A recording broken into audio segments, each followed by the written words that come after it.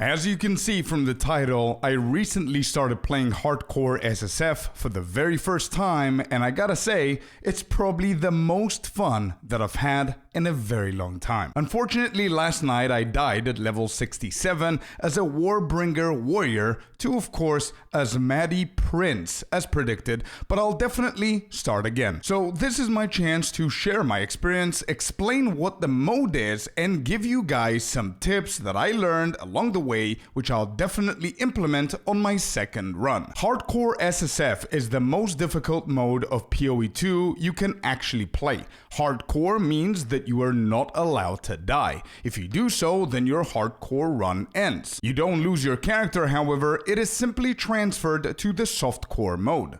SSF stands for Solo Self Found, which means all items, gear, and currency has to be found or crafted by you.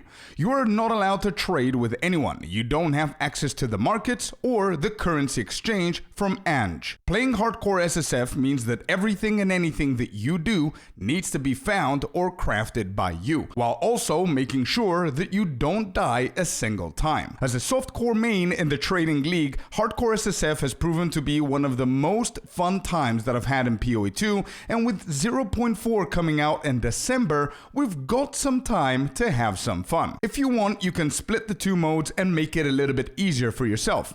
You can simply play hardcore but on the trading league, so you can trade, exchange, and buy items. However, you're not allowed to die. You can also do the opposite. You can simply play SSF in the softcore league, which means you can die all you want, but you're not allowed to trade. Personally, I find hardcore SSF the most fun out of all the other options, and although I'll stick to softcore being my main mode, I'll always give hardcore SSF a try when I get bored of everything else. So this past week, I decided to start my very first run with a warrior for an extra challenge. And as mentioned before, I managed to go all the way to level 67 on my last interlude before endgame maps, which ended prematurely from none other than Asmadi Prince.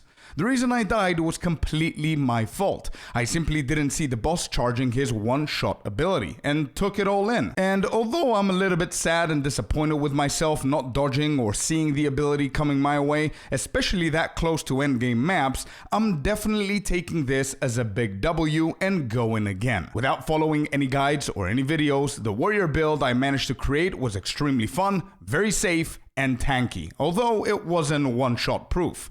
In case you guys want to try that build as well, I'm gonna leave my POB in the description down below. But since I died with my first character, I'm gonna create another one soon on stream, but I wanted to share some information with you to make your journey a little bit easier. Things that I would hope that I knew before I actually started. I'm definitely not a hardcore SSF expert, but from one beginner to another, some of these tips will actually help you out. Hey guys, a very quick pause right here, real quick shout out to Instant Gaming, my go-to spot for ARPG deals and a lot of other games too.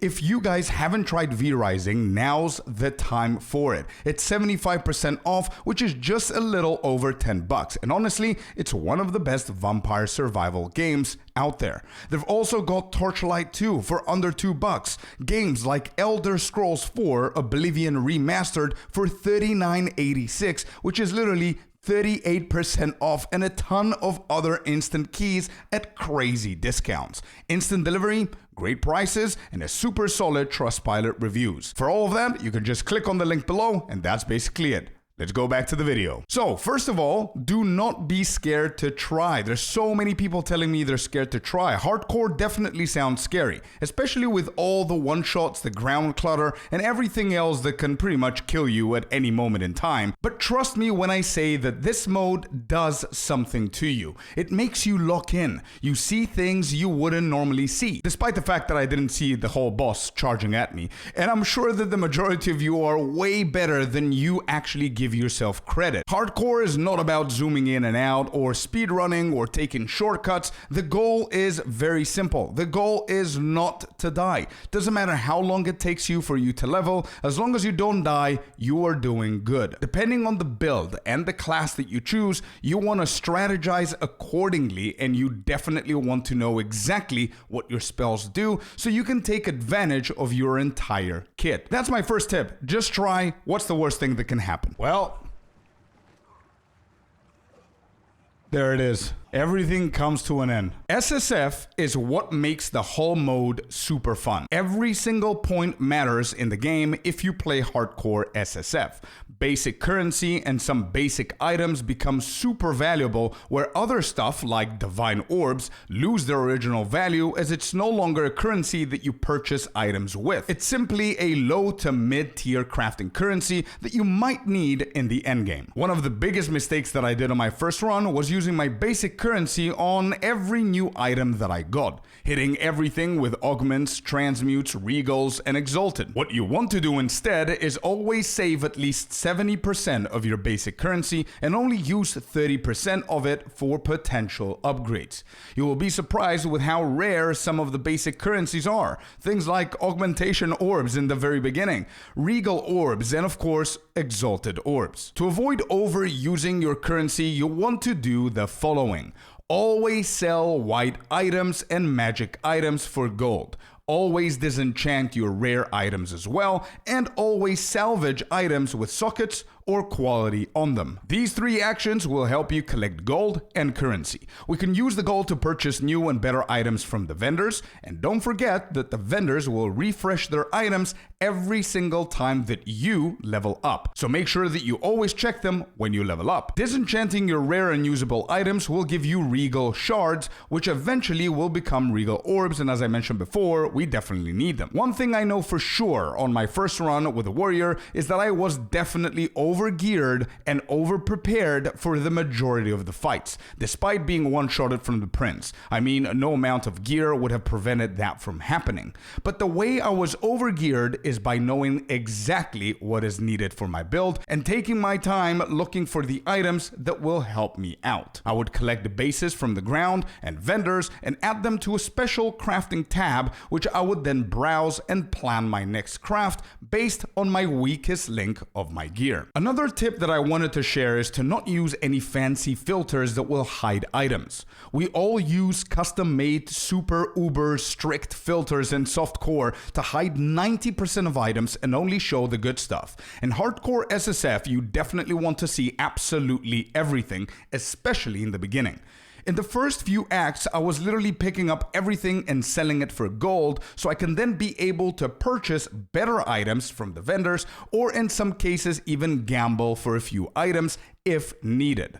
Once you get to Act 4, you can increase the strictness of that filter a little bit and hide items like Scroll of Wisdoms and bad white bases, but that's about it. Another great one to know is that in this mode, flasks and charms are equally as necessary as gear. So make sure that you upgrade your flasks as often as you possibly can, and make sure that you collect as many different charms as you can so you can be able to create good combinations to equip depending on what boss you're facing. And speaking of charms and bosses, you can always look up what debuffs or effects the boss might apply so you can be better prepared. Things like bleeding, poison, freezing, slows, what kind of element the boss is dealing, things like that. Another big tip is to always be over-leveled for whatever encounter you're gonna face. And if you need to skip a boss or two, then do that as well. If the zone is at level 30, it would be good for you to be around level 32 doing that zone. That will give you some extra room for errors instead of having the monsters deal more damage to you